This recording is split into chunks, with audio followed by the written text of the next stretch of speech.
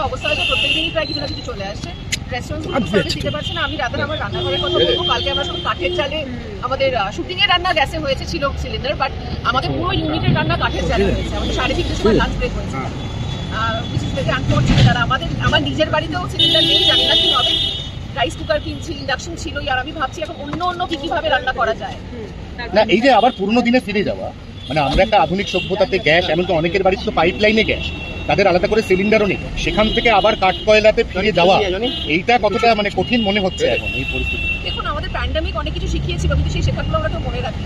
তাই ফিরে যাওয়াটাও আমাদের কি শেখাবে আমি জানি না, তবে এইটুকু বলতে পারি সার্ভাইভ করে যেতে হবে। কারণ পৃথিবীর অবস্থা কোনো দিকেই, বাংলা বলুন বা ইরান বলুন বা যেখানে যে প্রান্তেই রান্না কেন খুব একটা সুন্দর তো নয় এই মুহূর্তে।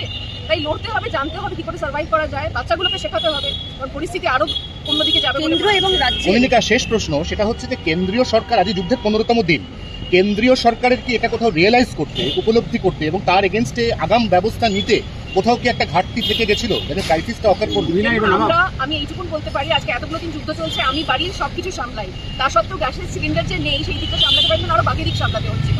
কিন্তু যারা কেন্দ্রীয় সরকারি জায়গায় বসে আছেন তাদেরও নিশ্চয়ই আরো অনেক প্যারামিটার দেখতে হয়, বা এটার ক্ষেত্রে হয়তো মানে এটা তো গ্যাস তো আর উড়োজাহাজে উড়ে আসবে না, গ্যাস আসবে শিপে, তার জন্য 1000 পারমিশন দরকার। আর এখন যেরকম অবস্থা, মানে যেভাবে বিভিন্ন জায়গায় উড়িয়ে দেওয়া হচ্ছে, যেভাবে বোমা পড়ছে বা যে ধরনের বোমার কথা আমরা এখন কাগজে পড়ছি, সেই জায়গা থেকে সেফটিটার কথা মাথায় রেখে হয়তো একটু দেরি হয়েছে। আমার মনে হয় আমরা জনসাধারণ হিসেবে এইটুকুন বলতে পারি, কি করে আমরা সার্ভাইভ করবো, কি করে আমরা দিনগুলো কাটাবো, সেগুলো আমাদের একটু ভেবে নিতে হবে। আমি বলেছি যে যা হোক করে আমার বাড়িতে সিলিন্ডার নেই, লাস্ট সিলিন্ডারে কিছুক্ষণ মানে কিছু দিন হয়তো 2-1 দিন চলবে। তারপর আমি যেহেতু রান্নাবান্না করি, আমাকে ভাবতে হবে, রাইস কুকার কিনেছি, ইন্ডাকশন আছে, আমার ওভেন আছে, ওই দিয়ে যা হোক করে চালাবো। আমাদের বিভিন্নভাবে চেষ্টা করতে হবে। কাঠের চাল হলে কাঠের চালে রাখবো। সেটগুলোর কি পরিস্থিতি, শুটিং সেটগুলো যেখানে কালকে যেটা ঘটেছে, কারণ আমাদের পুরো রান্নাবান্না কালকে কাঠের চালে হয়েছে, হয়তো 2টো রান্নাই হয়েছিল এবং আমরা সবাই অনেকক্ষণ না খেয়েছিলাম। আমারটা ওরা বাইরে থেকে এনে দিয়েছিল, কিন্তু আমার রীতিমতো অসুবিধা ছিল। আমাদের সবার একসঙ্গে লাঞ্চ ব্রেক হলো এবং ওদের চিকেন এবং ভাত করা হয়েছিল।